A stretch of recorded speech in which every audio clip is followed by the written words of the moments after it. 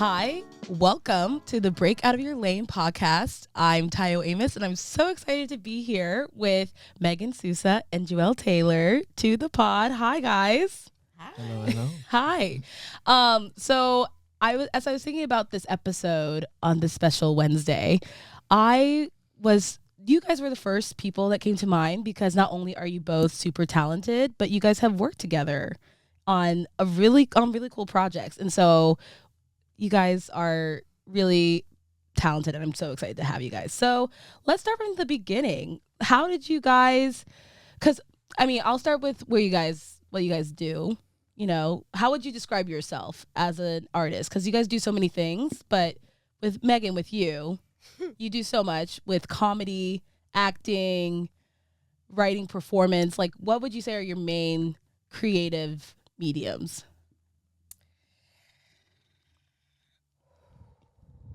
Make sure they hear that breath. Yes. You know, as a multi-hyphenate, it's definitely challenging just to say just one thing, but I kind of best describe it just doing what I have to do that's necessary.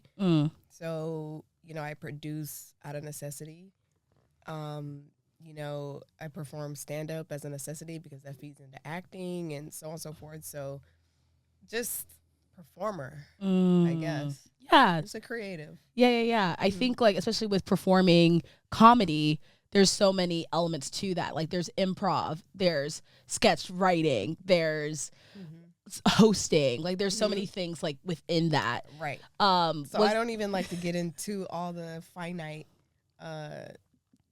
ingredients of it because, you know, you're right. It's like with stand-up or with comedy, there's like that umbrella. And then with acting, there's an umbrella. If it's voiceover, commercial, so on and so forth. So, girl, wherever I can get it in. Get in where you fit it.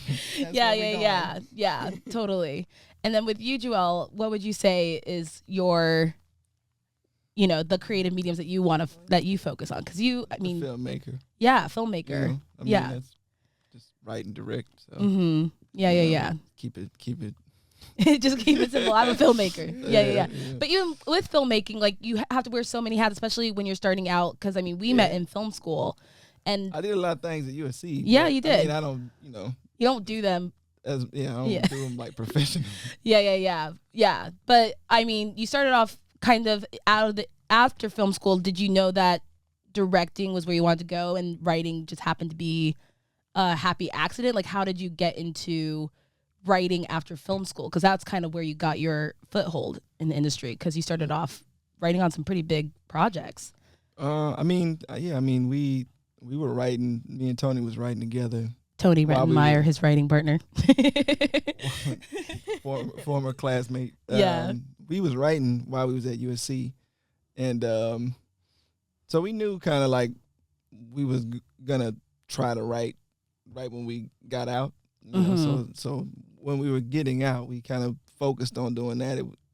There wasn't like any directing opportunities that was necessarily like, you know, for some people, but for most not. So we was just like, all right, we're gonna write until some shake, and then those doors kind of opened, and you know. Yeah, because your first screenplay after school, was it Creed 2? You mean the first job? Yeah, your first job. No, but first job that anybody ever heard of. Yeah. Yeah. What was their first screenwriting job though? Lionsgate Digital.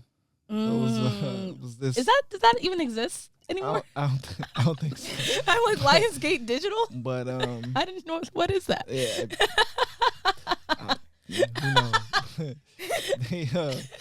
They had offered us, like, you know, this. I actually like this. You know, they offered us this like dance movie, but it was like, you know, it was more like Napoleon Dynamite. It was like a British quirky dance comedy, but it had that like British tone of humor. Yeah. And they wanted to Americanize it, basically. And so we did it. We got hired to do a draft. Yeah. And then that was probably a year apart from Creed, year and a half before Creed. Yeah. Awesome. Creed 2. And yeah, you've written on Creed 2 and Space Jam. What was it like going into your first feature? Because I think with film school, and I don't know what your process is with writing specifically, Megan, but I felt like for me, like I always felt like writing, I'm just gonna write my own projects, like screw writing for hire, right? But like, what made you think, okay, like was there a mentor that told you to work on writing to get into directing? Like I feel like a lot of filmmakers who leave school, they're like, no, I'm just gonna go make my feature and figure it out. But you guys went the writing for hire route.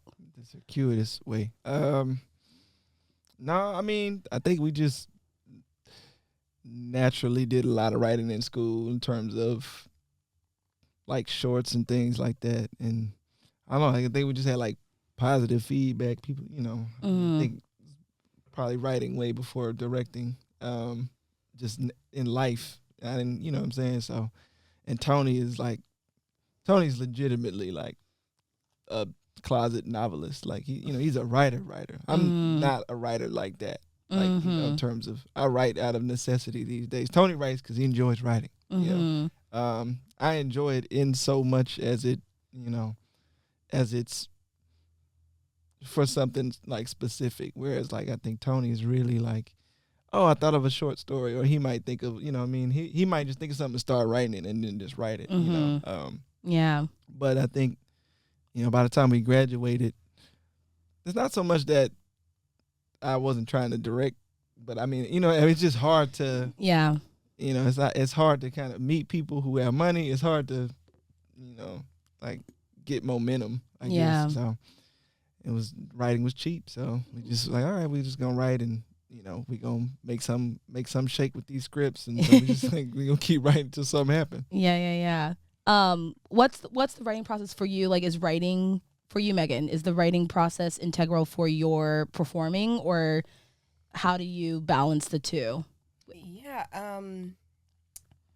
Well, my writing process, I feel like it just changes constantly with my own personal creative growth. So again, like out of necessity, like the first short that I wrote was like, okay, I just want to like get it out, because my medium before that had been like poetry, short stories, but I'd never written a script format. So the first short I wrote like 3 or 4 shorts that never saw the light of day. I just wanted to like do it and just like prove that I could do it. And I was like, oh, okay.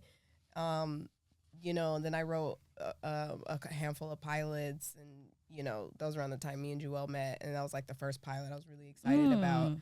And so once it went from script, it evolved to stand-up, which was super different and new for me. Just writing structural jokes, which then evolved to writing sketches, which is, a half step away from just writing a scene in a television show, but still having the stand-up jokes. So, it evolves, honestly. I've tried to have writing partners in comedy. Oh, man. That is, it can either go great or just nothing happens at all. Oh, man, yeah. But, the equivalent of, Tony and Juel's relationship for me was Tyreek, where we could, do stand-up runs. We could work on films. We could write scripts, but we could also write jokes, and then we write and perform sketches. So, at this stage in my process now, I just write daily. Just ideas will come, and I'll write ideas, paper, scrap paper, napkins, it doesn't matter. Yeah. Sticky notes. It's like voice notes, sometimes just an idea, and it might develop into something later. Yeah. Maybe something never happens from it. Maybe I try it on stage. Maybe I pitch it to some of my comedian friends and see what they think. Sometimes I pitch stuff to Tony and Juel. I'm like, this is dumb. Like, yeah. Or y'all write this. Like, this sounds like a good idea. Why don't y'all do this? Yeah, yeah. But like work them out on stage though, right? Like you like write and work them out. Yeah, I mean, like I'll work iterating on it. Because what happens is some ideas. I'll give you an example. Yeah. Okay, Cornbread Kitchen. We're planning our reunion show. Cornbread Kitchen is your improv group sketch team, or right. sketch team. Yeah, very funny. We, in our first couple of meets, we're like, okay, guys, where do we start? Do we bring old sketches out? We've written over 60 plus sketches. Like, do we bring an old sketch out? Do we bring something new out? So we're just thinking of all these, it's like our pitch session. So we're like pitching ideas. Right. So some of those pitches for sketches, if they're discarded and we don't use them, it ends up becoming my stand-up because I'm like, wait, because there's something there.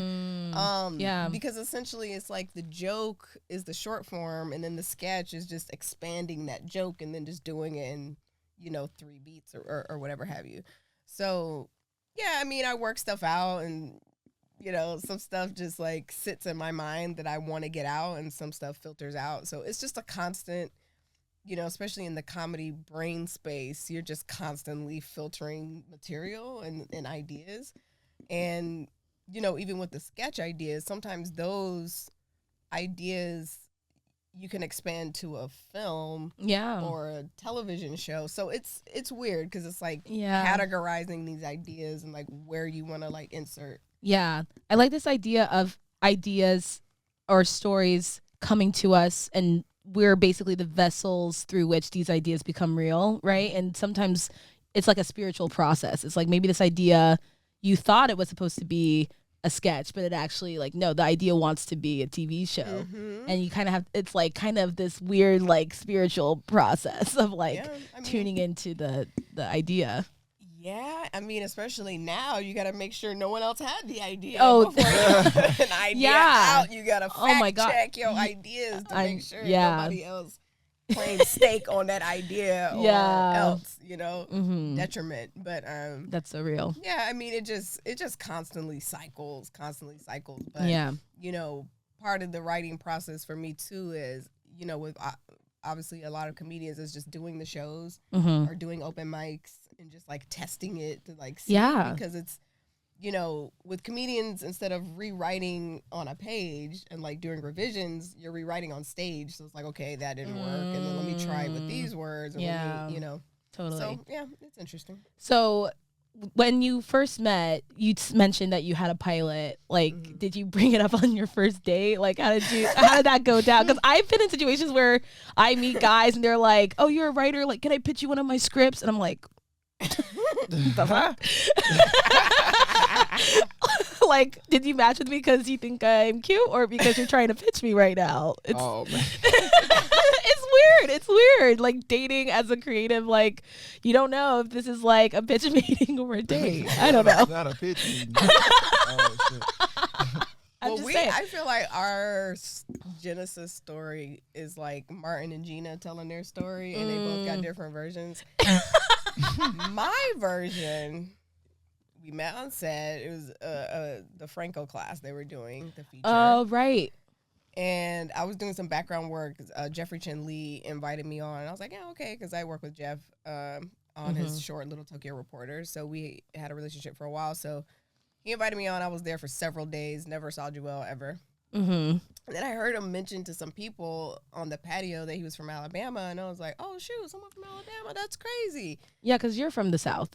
I mean, you were born I was raised in the South. Yeah, you were born in the South. Yeah, I was born in Connecticut. Yeah, and so obviously you hear Alabama, a few years in LA, you're like, what? And so he's like, oh yeah, I'm from Tuskegee. And I was like, what? Did you graduate from Tuskegee? He's like, no, I just lived there. And I was like, I never met anyone outside of Tuskegee that was born and raised there. This is weird. And then I was like, oh, do you know this person, that person? He's like, yeah, I know this person, that person. And I was like, oh man, here's my card. I'm also a writer. I would love to like, just get some feedback on this script. And of course, he was like, you can keep your card.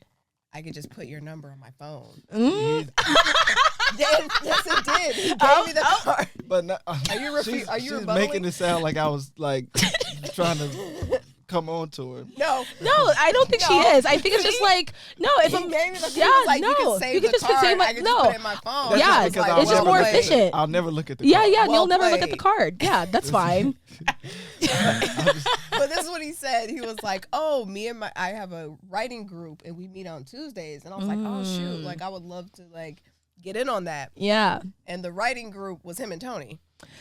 just two people. Yeah, just two people. Oh, I love that. And then, I was really curious because I had already I had already worked on that script for so long, and I had a lot of people look at it and give me notes, and then I would feel bad about it, and then I feel good about it again. And then I was like, let me just see, like out of curiosity. And of course, he ripped it up and was like, I'd get rid of this. Like, I think this is a different story. Like, this is the most interesting thing. And I'm like, oh, wow. Okay. Like, I really was hoping he would be like, this is a great idea. But he was like, I like this, but this might be something different. And he just was redlining the whole thing. And I was like, savage. Great. Really appreciate that. Okay.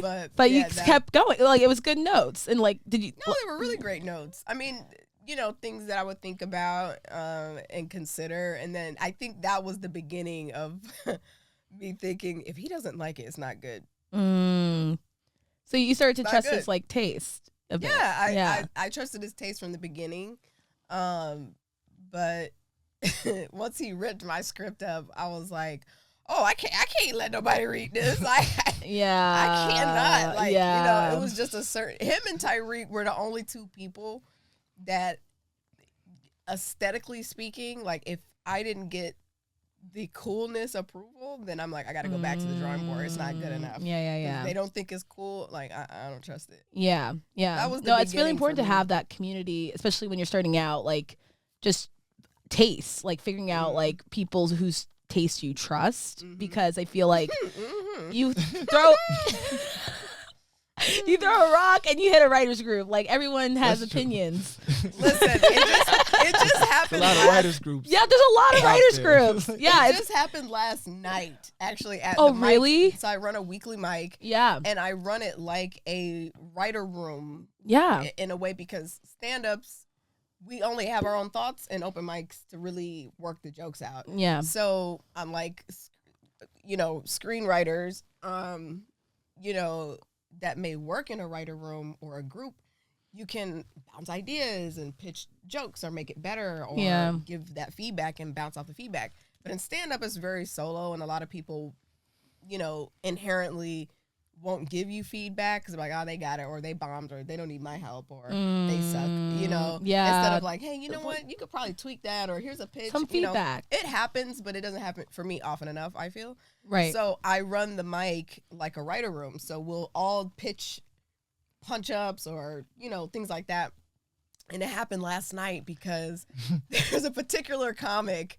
She has a style, right? Like, she has a style. That's all I can say. She has a very specific style. And you either can follow it or just leave it alone, And it's like, if you can follow it, you might be able to add a couple things, but it's like, that's her style. Right. So there's another comic in there, and she, was a little older, but she also had her own style. They were like oil and water.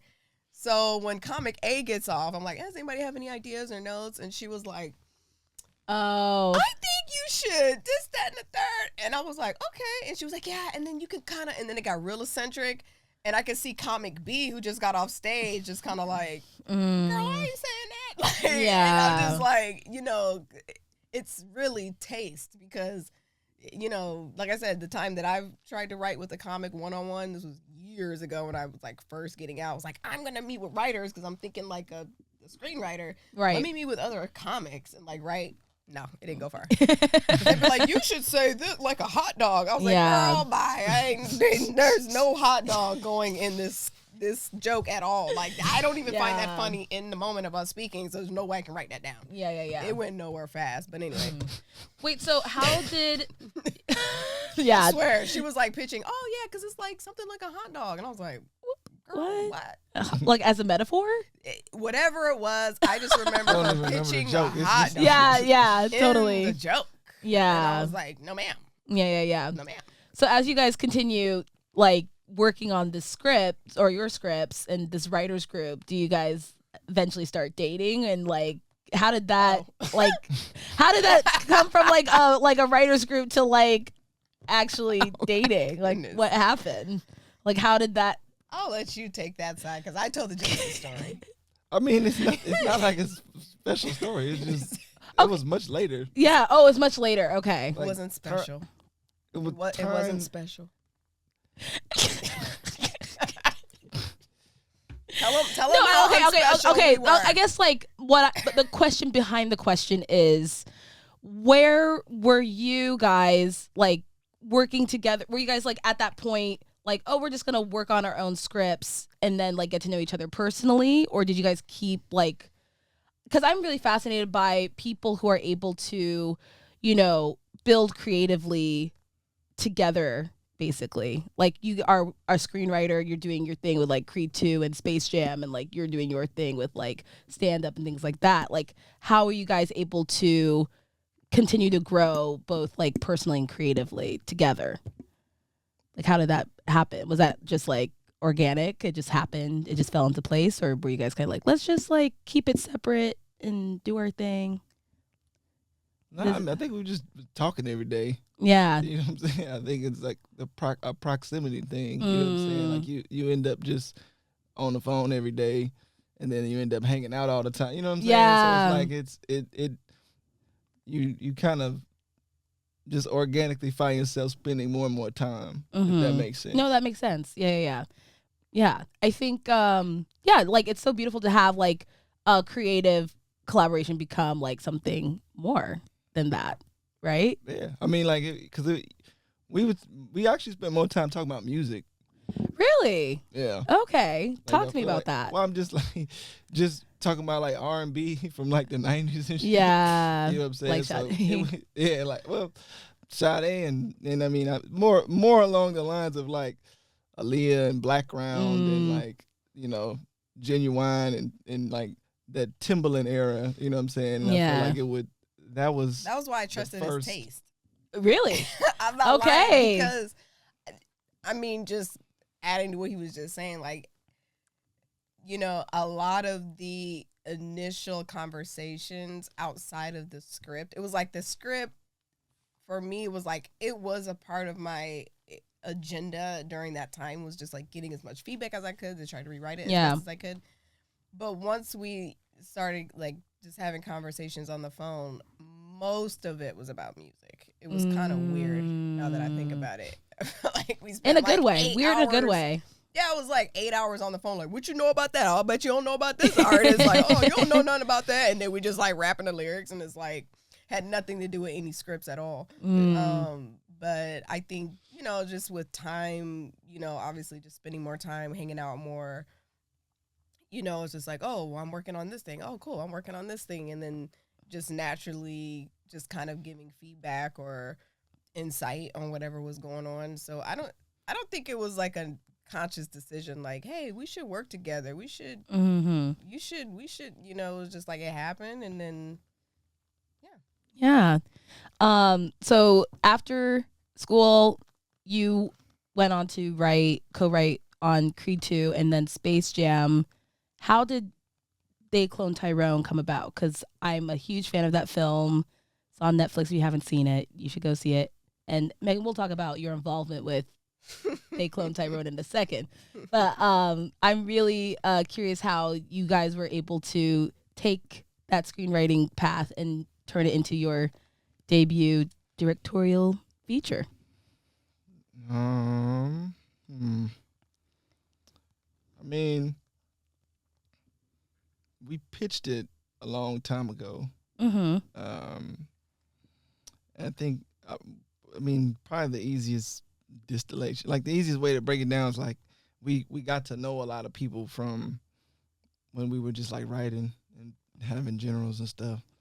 So we knew, you know, and a lot of people we hadn't worked with, but you know, you know, you have a general with places that you get to know certain people, and we actually, you know, my homie Brian, who runs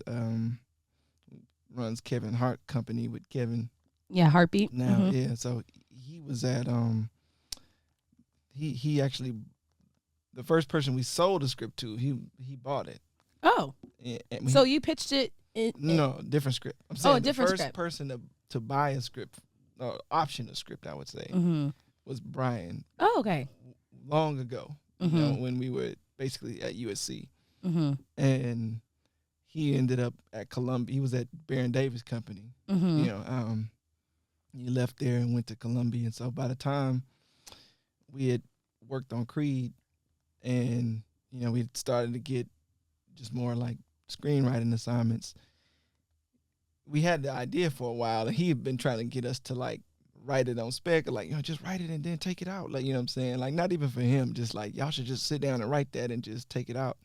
But we were doing different jobs, and then he was like, man, y'all ain't never gonna write this shit, so come pitch it. You know what I'm saying? Come pitch it to Columbia. You know, like, so he, kind of almost twisted our arm to make us pitch it. Without a script. And so that's, and then once when we were going to pitch it to them, we had ended up, getting to know Macro earlier. We had worked on a show with Macro. Which show? It's not out. It's not out. Okay. Okay, got you. We sold them a pilot. Okay. But like, so we knew Macro from that. So they were like, well, we want to hear it if you're pitching. And then we knew, Spring Hill and, Warner Brothers from Space Jam and Shooting Stars, and so it was like, well, we want to hear it if you pitch. And so all these places that we had only just kind of knew, just in terms of just like just being friends with the execs, and like, you go and have a meeting or a coffee or something with somebody. Now they wanted to like, hear it, and so that's how we ended up kind of pitching it to all the different places that we ended up pitching to. Yeah, and so you end up pitching it to who ended up going with Macro. Yeah.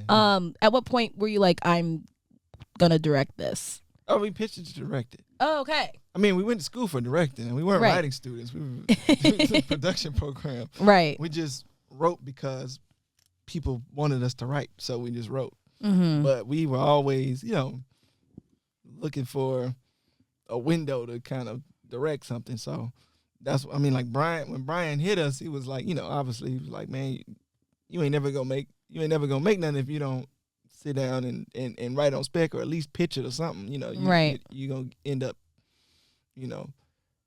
strictly screenwriting for a long time if you don't try to set something up. So, we pitched it that way the whole time. Awesome. And like when you were in the pitch, did you like practice with Megan at all, or like did you give any notes on the pitch? She's seen iterations. Because we be in the living room, so she'll see like the iterations of like all the stuff. Because we just work at the house. Like 90% of the time, I'm just at home writing. And every once in a while I go to Tony's house, but Tony don't like to work at his house usually. Oh, okay. And I don't like to move, so it works out. So you're like basically like, oh, I have a second roommate, basically. No. Tony is pretty much extendo family at this point. So Mm-hmm. it's like he has a room if he needs to stay in a room. Yeah. Ever since Megan's known me, Tony been in the living room. As I said, that writing group. Yep. Oh, it's the group. Writing duo. So I was like, right, where's everybody at? And he's like, oh yeah, Tony couldn't come today. I'm like, okay, where are the rest of the people? Oh yeah, Tony couldn't make it today. I'm like, wait, what? I don't know if it happened like that, but all right. Something like that. Making that seem like a stage plot. It was not. No, but like that was your writing group. It was your writing group. Oh, well, it's just me. Like that's how she just made that sound. No, you said writing group when it should have been presented as writing duo. It's more than one person. I'm not convinced I ever said writing group. I'm not convinced. I'm almost. I remember, but our homie Sean used to pull up back then. We had one other dude who used to pull up. My homie Sean Duffy. I don't know if you know Sean Duffy. I don't know him. Oh, he went to USC with us, so he would come to the crib too. But even then, I don't think I ever was like writing. I ain't never met or seen Sean, for the record. I'm just saying, I'm just trying to think of why Duffy? I would have said group, because there was never a group.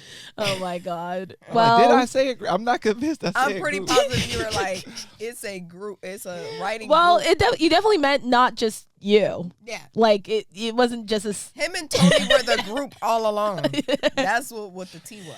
Yeah, but that natural synergy, that natural it's good that you guys all got along, because Tony, creatively and personally. Tony is like, like a yin and yang. Mm-hmm. Juel's the black side and Tony's the white side. Literally, Tony is a very sweet white man. And Tony got just a little black in him. Just enough. Tony got some black in him. Oh yeah, That's what I'm saying. He's the white side of the yang with a little black in it. You know, Tony, I don't know if Tony had any black in him before he started hanging out with us at UNC. Okay. But he got now some he's black in him now. now. Oh yeah, he wrote some of them Tyrone lines that you would really? be surprised. Okay. You would be He's surprised. invited to the cookout. He comes to the cookout. Okay. You would be Shout out very to Tony. surprised. Yeah. You know. Are you invited to brunch? Of course. Obviously, you know. I hope so. You know, yeah. Like, I mean, we done, you know, went out to, you know, because he from out here, so you know, I've shot a short film at his house before. Yeah. I love that. So the casting of the movie is awesome. You got, you know, some amazing actors. You got John Boyega, you got Jamie Foxx, you got Teyonah Parris. You guys are shooting in Atlanta during the pandemic when everyone was like losing their minds. At what point were you like, okay, we have this great cast. Let's get Megan in here. Let's get her a role in this awesome project. Because you were great in the film. You play this hairstylist in the salon in a key scene, and I remember seeing. I was kind of like that Leonardo DiCaprio meme. I'm like, oh, there's Megan. At what point, like, did you discuss casting her? I was like, which? Who do you want to be? Oh yeah. Yeah, I mean. You're like, hey, girl, I want to get my girl in my film. Sure about that? You sure about that? Like, were you going to the execs being like, hey, like, I know that we have these A-list actors, but I did say there was split ends. I'm saying, like, let me just tell you the truth right now. When he asked me that, I was like, okay, is Slip Charles up for grabs? Can I play the priest? Can I do a gender swap and play the priest in the church? Yeah, because I got a character. I got a pastor character already. You can imagine what he said. Yeah, David Allen Greer is better. Yeah. I mean, David Allen Greer. He's has the pastor. I got beat out by David Allen Greer. Man. I mean, that's not a bad person to beat out. It's not. Too. But what are you gonna say, Juel? He's like, I have to defend my honor.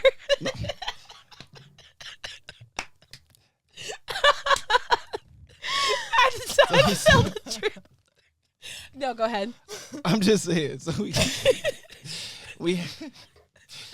So we had a couple of roles that were available, and I was like, which any of these available roles, which one you want to be? I want to be Riri. Which one? Oh, Riri. Riri owned the salon. Oh yeah, okay. Like, I want to own the salon. And I was like, all right, then that you Riri. Okay, there. You know what I'm saying? That's great. Why are you laughing? What's funny about this? Is there something? You were like, ain't no available roles. I was like that. I did not say that. I did not say there were no available roles. Oh my gosh. She wanted to play the pastor. To do a gender swap. Yeah. I mean, we really could reshoot felt like it. I could have pulled it off. The sequel. Yeah. How about the sequel? Is there a sequel planned? No. But no, like, you were so good in that scene. Like, what was it like shooting that scene together? Like, how that was one of the most hectic days too. Oh really? My mama and them was there that day. Oh yeah. And like, oh man, I probably shouldn't say this, but something crazy happened that day. Something very crazy happened that day. Okay, like in terms of production or something personal. Oh, something. Yeah. Oh no, not personal. Like, in terms of the production, just some set stuff. Yeah. Like, it was the craziest day of the set. Funny enough. Really? Oh yes. My god. Can you tell us? Day. Well, I mean, I'll just say there was a car accident. Oh shit. I won't tell you everything except. Damn. Exactly what it was a car accident. Well, I mean, no one got hurt. No one thankfully. got hurt, but it was, you know. It was a shock. It was some shit. Okay. So, so the morale was crazy. Like, it was just, oh my goodness. You know, and so it was that was just it was a lot happening that day. It was chaotic, but it also was one of the more fun shoot days. Exactly. That's where I'm going with this, because what happened was it was a really, because my mom was there, my sister was there. This super crazy thing had happened. We lost 3 hours that day because of the car accident. I imagine. And so it turned out being like, it was the craziest day, but it was like, by the end, it was like one of the funnest days on set, because Jamie did like a stand-up routine in the parking lot, because everybody was down after this car accident. And Jamie did like a stand-up routine, so it ended up being like super fun at the end. You know what I'm saying? Oh, that's so good. And like in their scene, like Jay Alphonse, who was Isaac, they got to do a lot of improv. You know what I'm saying? So like, it was actually like one of the funnier. It didn't make the movie, but like a lot of the back and forth turned cutting room floor. Yeah, dang. But we had fun though. That you know, that was, well, I think was that my first time working with you. No, where you were directing. Directing. You did two things. One was short, your short, the pilot. And then the other one was I did a short that she did a VO right early. She did like but this was like the VO. first time y'all working together on like something pretty big. You're right. And so, I mean, a couple things ran through my mind, you know, on that day because, you know, I'm not here. You know, I'm in the background, like I don't exist, you know, so I'm just observing. Huh? I don't exist. What, you exist? Yeah, because it's like it's like I was drawing a line. Like I'm here to support, but I'm also not here. Yeah, I can't explain it. Not like in a bad way, but just because you're the character. You're in the scene. Well, right? before the scene, like we're shooting for 4 months. That happened early. I know, but right? No, because that happened in January of 2021. I mean, we got shut down. That was like day 5 or 6, even though we've been. But we started in November. Well, pre-production.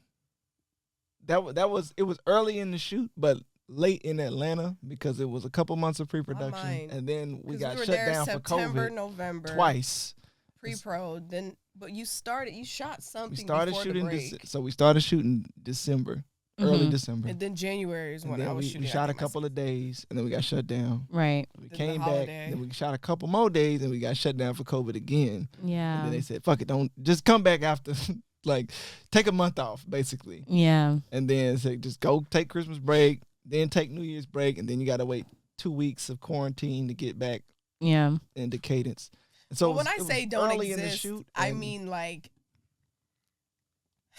it's like, don't exist, like, you know, I'm here. Yeah. Like, I'm not like, you know, it's not about me, so I'm just like in the background. You're there to support. Yeah, like I just kind of feel like, okay, you're in the background, you just like whatever, just around and just like helping when you can.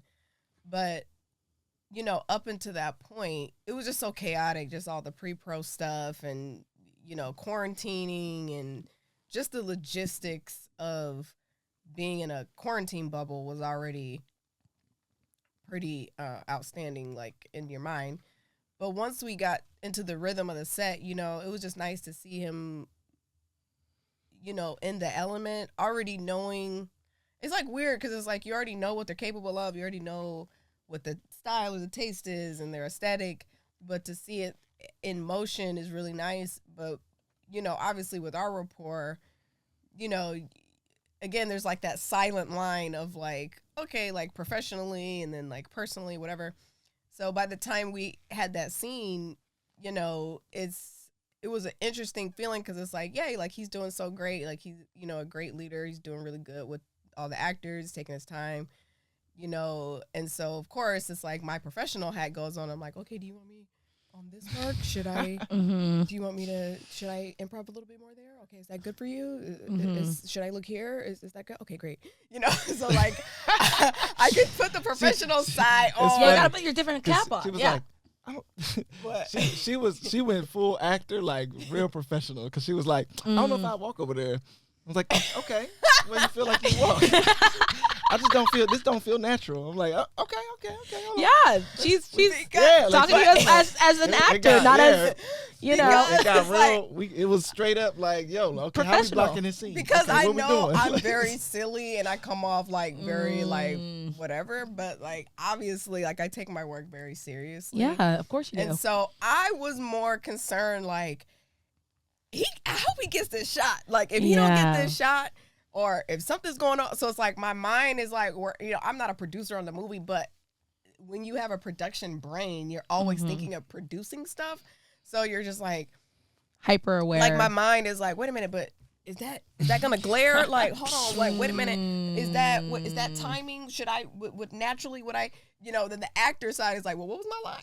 Like, somebody throw me a line. Yeah, just balancing like all the different hats at once. Yeah, well, that's how my mind was working. But obviously, like, I trust him to do his thing. Obviously, if the trust wasn't there, he wouldn't have been greenlit to do the thing. But the improv part of it, even though most of it, probably none of it made the movie, it was so fun. And just super funny. It was just the fact that the space was allowed to improv. And I didn't know that J. Alphonse was going to go in like that. He's amazing at improv, too. He's so funny. And so it just got to the point where we're just cracking up and just cracking these jokes. None of it made the movie. But it was just so fun. And just to see, he pulled his mom in, his sister, his cousin, like his friends from home. So it was just like having, people that he cares about around was just really nice. But, I'm a professional, even though I talk mess, but it was fun. It was good. A beautiful hot mess. Yeah, it was good to see him, in his element, and then, giving me some direction. I'm like, okay, Mr. Director. Okay. And like, you didn't get any pushback from the execs being like casting these roles. I don't know. Like, you were just like, here, this is her. This is Riri. And they were like, yeah, that's fine. They didn't. There wasn't no pushback. I mean, we got pushback for a lot of roles in the movie in different ways. I mean, that's a whole nother conversation. Yeah, I mean, we got pushback for a lot of things about the movie, just in general, in terms of like crewing up and casting and because like when you're a first time director in like the studio system, it's like they're trying to leverage all the unknowns, right? Of course. I mean, it's like certain things I can tell you off camera. But there was. And for our listeners, if you want to learn more about the directing process, I think what your interview with the DGA was really cool.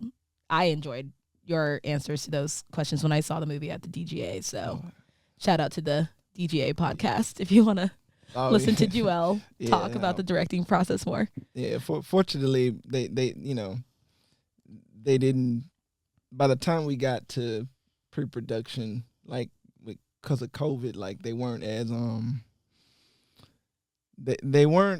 they kind of let us have a little bit more freedom. Yeah, like, because of COVID, you know what I mean? Like the execs, only 2 of them came for like 2-3 days, and that was it. Like, wow, just okay. in general, like in pre-production, they kind of left us alone because of COVID. And we just like in sequester. So luckily we had a little bit more. By the time we got to pre-production, we had a little bit more control. Did you guys did you give him ideas in terms of the music? Because I thought the music for Cloned Tyrone was really cool. You know what she gave me an idea for? What? She was a proponent of the title being Cloned Tyrone. Oh my God. Really? Hold on a minute. Pause. You sure about that? Yeah. Because I said if a proponent. If you repeat this to anybody else, if we wasn't online, be like, you weren't the only one. She wasn't the only one, but she was one of them. And that's why I said, let me I preempted the story because she was gonna say he don't never give me credit for this title. So I said, let me just go ahead and jump out. Okay. Once again, I'm gonna give you the truth and then his version. Okay, here's the truth. Him and Tony, they still outlining and this, that, and the third. And we still in the beginning phases of dating, I'm over there every day. And so remember one day he was like, I was like, oh, have y'all decided like the title? And he's like, yeah, we're working between 2 titles, the Reagan era or they Cloned Tyrone, but I'm leaning on the Reagan era. And I was like, for what? Because they Cloned Tyrone sounds way better. Yeah, but Reagan era sounds cool. I was like, I'm telling you right now, they Cloned Tyrone, that's got a hook to like that. And I'm just going my whole mind like, you can do this, dog. You could do it like that. And he's like, I don't know yet. So then we went with they Cloned Tyrone. I was like, that's me. And he was like, no, because someone else said it too. I was like, but they ain't sell it like I did though. Yeah, no, I'm convinced. Like yeah, no, I mean you're an advanced salesman. But right I feel here. like I do get you get a commission on the title. But do I get any commission on the yo-yo scene in the when she was captured in the underground? What happened? I mean, probably. I mean, They had to rewrite a scene. Okay. Because, Tiana was like, I don't want to be saved. I want to save. And they were like, how are we going to rework this scene? Remember when they were putting in the I remember. poison? Putting the cream on her hair? Yeah. And they were like, how is she going to break out with the key? Like, they're trying to figure it out. Yeah. They're like, how can we do it? And I was like, a wig. Is she wearing a wig? Oh. Wig. And they were like, I don't know if this is going to be Spoiler goofy. alert. Remember? I mean, I definitely remember being worried that it would be goofy. I told, mark my words. I was like, I'll buy that. Buy it. I'm just saying, I don't remember the etymology of no, like, because I literally remember, because Yeah. we were still at Figueroa Terrace, I believe. I'm sure. And I was like, the women are going to get it. And it's, because they were worried it was going to be goofy. Like, it was like, it's going to be silly when she pulls a wig off. And I was like, no. I remember you advocating for the wig. Yeah. I don't remember you giving us the wig idea. Maybe you did. Maybe I remember you selling the wig like that'll be. You dope. see what I'm saying? You see, all my life I had to fight. I was like, I don't remember when the wig I did. So You know, you probably incepted it and told us to do the wig, and we went down that rabbit hole. Yeah. I think I got a couple lines that have made the script. Travel blunt. Yeah. Let's talk about it. Yeah. No, I think No like Wild Free. that. I done had some lines that had made it now. Yeah. Oh yeah. Yeah, I mean, I feel like the fact that But you when have it that worked, comedy. Yeah. When it worked, because I remember we was at ABFF when that scene happened. I thought it was stupid all the way till it screamed. Everybody went crazy, and then me, Juel, and Tony was like, "It worked." Like, yeah. I knew that Because you thought it wasn't gonna work. I thought it was stupid all the way until we were screening it. Really? Oh yeah. Like I was like, this is so. I was championing Me and Tony were Yeah. the wig. deathly afraid of. Not this deathly. scene. We were deathly Oh, afraid of this. no. We were like, this shit is. And it ended up stupid. being one of the crowd pleasers. Yeah, and it, of the movie. It played like gangbusters when we first saw it. Yeah. It was like, holy shit, that worked. Like, Yeah. shocked. Yeah. It No, was I mean, shocked. I love that moment. That was I so was fun. shocked. You weren't shocked. You were confident that it was Because I gonna knew, work the whole time. because I was advocating. I was shocked, like She that knew the it would reaction work. was that big because Yeah. there's so many moments in the movie that garner those reactions. Yeah. It got the biggest reaction. Yeah, I did. Well, it must be because, I mean, you have that comedy background that can only like help you pitch these ideas. It feels like you're and plus, pitching. we two dudes. you It's know. like we like, Yeah. like you know what I'm Yeah, saying. so It's like we. they'll have that blind spot. They'll phone Yeah. a friend. They'll be like, "Hey, what's that thing that girls put on their eyes?" You're like, "Huh? You know the thing that they put on their eyes to make it dark? Eyeliner or mascara?" The thing that they put on their eyes to make dark, that's you're like trying to like solve this riddle. So I feel like that's, my little baby contributions. Yeah. When they just don't know what women be going through. Oh my gosh. Oh my gosh. I love this. This is amazing. So like now what's happening for you guys? Like what are you guys working on now? What's next? What's happening in both of your worlds? Anything you want to share? Like anything that you're working on? Any new projects? I mean, we just literally writing Tony's movie right now. Right. Can you tell us anything about it? Like It's just weird. It's a weird movie. is it so it's a weird comedy? It's not it's comedic, but it's not. On the surface, it's a comedy. But Y'all be trying to say stuff's not comedy, like Tyrone not comedy. It was pure Oh comedy. yeah, no, it was. It's the same thing with this script. It's like a dark comedy, but it's comedy. Okay, But they're not labeling it as giving comedy. Tony a shot at the director's chair. Yeah. It's yeah. I mean, it is comedic. I mean, again, it's like. So you're pitching I ideas think for this Tyrone script too? is a mystery movie.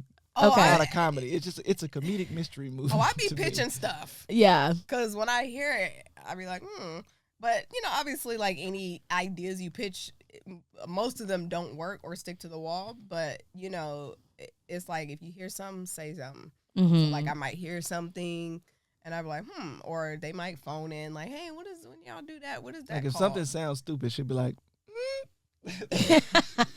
yeah. I don't know about that. You like, Yeah. Sure about that? But I think at this point they like trust me enough, like because sometimes like I could be reading or doing something, or maybe I'm actively like just in the room while they're working. So sometimes I'm not listening on purpose, but if I hear it, it's kind of like that didn't sound right. You know, like it's just like it when it falls on the ear, you know, because I can kind of listen to it objectively and subjectively depending on what's going on. But like if I'm in the audience, you know, like I know as creatives where you guys are going with it and what you're intending, but is your audience going to understand what that means? Because if I didn't, like just me listening to this, if I didn't know what y'all were writing, I might not understand that. Right. So, I mean, sometimes they take it, sometimes they don't. They're like, oh, like maybe. And then like now they're like, we just scrapped the whole second act. I'm like, what happened? What did y'all do since the last time I saw it? What happened? Yeah, well. We didn't scrap the whole, we didn't scrap it all. We just said y'all basically scrapped that whole well, I second mean, like, we scrapped the first part of the second act. Okay. That sounds like a sizable chunk, though. It was a chunk. It's a chunk.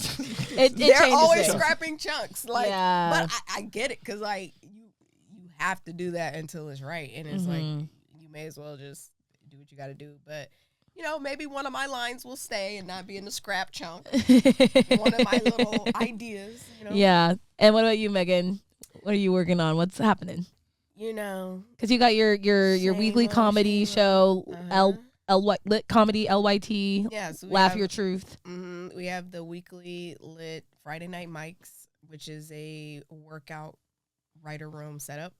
And then we have our monthly comedy shows at the Ice House Pasadena, which we're just kicking off in this new location this month on the 27th. Ooh, exciting. And, you know, that takes up a big chunk of my mental real estate. However, you know, with my own personal things, you know, they kind of bleed into each other because things that I do in stand-up will bleed over into that. And then, you know, building up the production company bleeds over into my personal. But, you know, it's just the same process, working on material, working on your deadlines, working on the timelines. It's still in the gauntlet of it all. It never ends. It never ends. Yeah, you got some heavy hitters coming to the comedy show, though. Yeah. Ooh, like who? You mean this coming up? Yeah, I mean, just in general. I mean, you Or just in had general. Tony Baker. You had, like, you know I what I'm mean, saying? yeah. Like, I mean, the show itself has been doing really well. Very happy about that. When we congrats, CP. Thank you. Well, we took time off after the pandemic, obviously, like everybody did. So 2 years ago, we came back at the Hollywood Improv. And we ran it there for 2 years, which was fun. And I think the first show we came back, T.I. came in and did T.I. pulled up. Very random. You almost got Dave Chappelle on the low. Almost had Dave Chappelle on one of the last shows there. Dave Chappelle, if you're listening, come back. Come back to Dave Chappelle. You got the goodie bag. Nah. And Jordan Rock.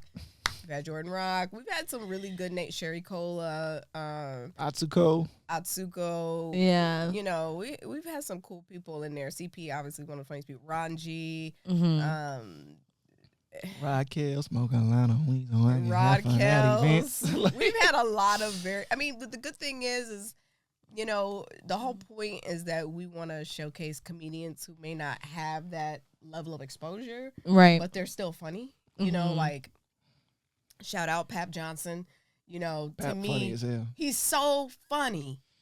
But, you know, there's a lot of funny comedians, but, you know, some comics just have a very specific style on stage. Right. And they're funny. And you're producing a comedy special for him, right? Well, I wasn't telling nobody that in public yet. I'm just saying. You know, We can edit that out. Yeah, go on and cut that part out. Copy. And we're going to pick it up right here as if we were continuing the conversation. So, you know, Pap is, you know, he's obviously a friend, but, you know, just observing him, there was a point, like, he was performing and I saw him and I was like, man, this, like, he has a special that he independently released, but I was like, where's his next special at? Like, he's so funny, you know, but, you know, he'll get there, but, you know, he may not have that household name yet, but I definitely can see him having that. So it's just exciting to see, you know, comedians who may not be fully established, like your Tony Baker or, you know, or whoever in between who are like on the road and, you know, headlining and, you know, club regulars and stuff like that. So it's like the up and coming comics. It's just nice to be a part of that journey and just to like see them and then, you know, create a space for them because especially in stand up, in LA, I'll say it's very much who you know, who knows you, if they made a referral or not, if the club likes you, if the club don't like you, if the booker likes you, if the booker don't like you. You know, as in most industries, you know, there's some kind of gatekeeping. So, you know, I feel like Live Your Truth Productions is like the antithesis of the gatekeeping. And it's just like, everybody just come up in here, do your thing, and, you know, let's all just like win and eat off of this. So yeah, you know, that's been the main focus, along with other projects. Love it. Under the umbrella, which we cannot speak about at the moment, but when we can, is one of we'll them come back here. Okay, great. Is it one of them, like, I mean, are you guys gonna work together on another project? Like maybe you guys co-write a script that you'll act in and direct? That's a good question. Like, is that coming? Like, maybe, is that an idea that you guys have thought about? Yeah, Juel, why don't you answer that? We just gotta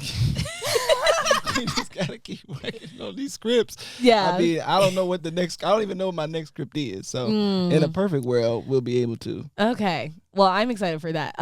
So we'll wrap up with a couple more questions. What advice do you have for creatives that are looking to collaborate with another person, whether it's a writing partner that is like purely platonic or, you know, a romantic partner? Like, what advice do you have for creatives that are trying to collaborate with other people in that way that they care about?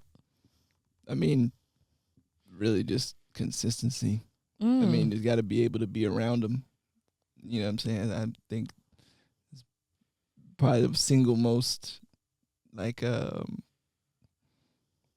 useful thing is being able to be around a person enough to be able to get some output. You know what I'm saying? So, you know, like Tony just come over you know what I mean? Like we're not always productive, but I'm working on him with him every day. So it's like it just magically pages start to fill up on the screen. You know what I'm saying? And so like, you know, I think it's, and then you know, over time, obviously, with Tony, I've been writing with him since we were at USC. So you know, years. At this point, more than 10 years. Oh, wow. Yeah. Okay. So, yeah, you know, it's like a marriage then.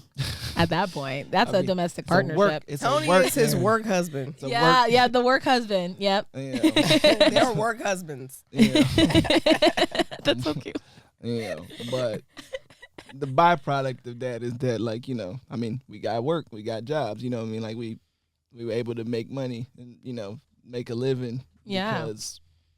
Singularly because we wrote a lot of scripts, you know what I'm saying? Like, we wrote many scripts, you know what I'm saying? And many which will never, ever be heard of and seen. But, you know what I'm saying? I think that the creative compatibility is, like, really kind of more a byproduct of just, like, having written so many scripts. I know, because we're very different, you know what I'm saying? But yeah. Like, he know when I'm not going to like something. I know when he ain't going to like something, you know what I'm saying? And so I think just more than anything, just being able to be consistent, because I'm pretty lazy. So, you know, having somebody that's, like, consistently able to, all right, Tony's coming, you know. It's like, it's harder for me to make an excuse.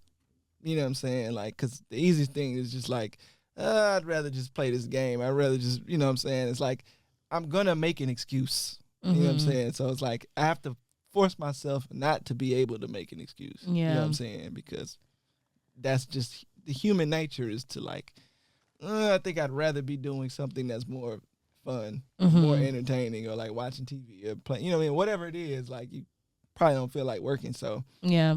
Oh, Tony's coming. All right, I gotta work. Accountability. You know what I'm saying? Yeah. So I mean, I think that's more than anything, like, somebody who just can do that for you. You know what I mean? And I think the material will gradually get better and better the more you do it. Totally. What do you gotta say, Megan? You got anything you want to add? That's great advice.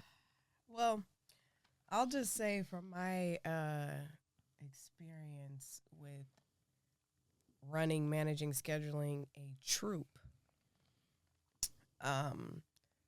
you know, I think a lot of that magic was the byproduct of the accountability is, you know, there is definitely a certain matching of energy where it's like, I want this badly, you want this badly, we want this badly. So I think that kind of creates the atmosphere for the accountability. And then obviously timelines, like if you have a deadline, like we know we have to do this, but without the deadlines or without, creating, a timeline or a deadline for yourself, it is easy for things to slip out of your hands a little bit. But I think,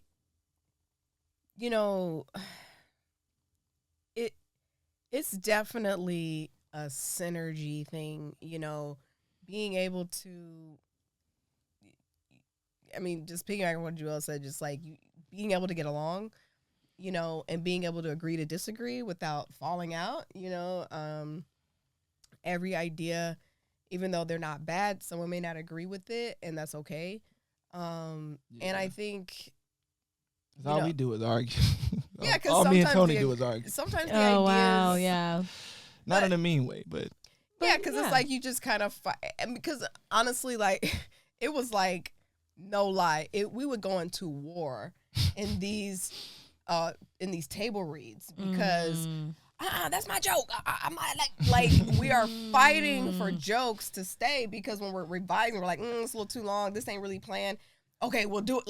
Like we would be like literally fighting, fighting for a joke in a sketch, which sounds stupid, but that's how passionate. It's like that's just how passionate. Fight. Yeah, you gotta. We are. Yeah, and being able to handle conflict. Yeah, it's so silly. Sentences in a line of dialogue. Like, it's really silly. Yeah, like words in a. But you have to be able to do that without being like, oh, I don't like them no more. I don't rock with them because of whatever. But also, I would say too, I don't like to be the smartest person in the room, so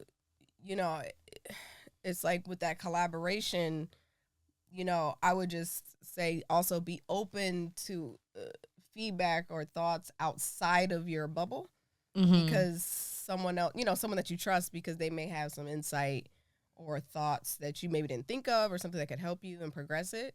But essentially, just keeping that schedule down, just committing to what you're going to do and then, just having a good interaction with each other. And it doesn't have to lead with like, oh, we're going to jump into our first project because you might find out after page 3 you don't like this person, so just, like you might want to just hang out a little bit or go grab a coffee or just, grab lunch and just, chop it up because sometimes, it happens, people get in the thick of things and then they realize like, but, I've been personally, for me, it's all about the vibe.